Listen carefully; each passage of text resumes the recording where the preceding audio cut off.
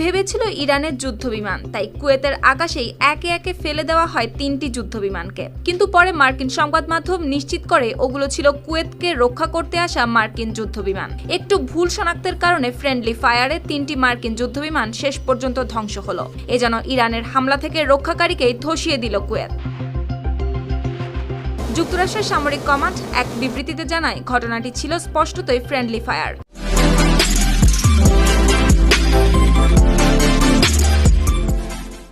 তবে ভূপাতিত 3টি বিমানে থাকা 6 জন ক্রু দ্রুত ইজেক্ট করে নিরাপদে অবতরণ করতে সক্ষম হন। পরে তাদের উদ্ধার করে হাসপাতালে নেওয়া হয়েছে এবং সবার শারীরিক অবস্থায় স্থিতিশীল বলে জানানো হয়। সেন্টকম আরও জানায়, এপিক ফিউরি নামে ইরানের বিরুদ্ধে চলমান সামরিক অভিযানের সমর্থনে বিমানগুলো আকাশে ছিল।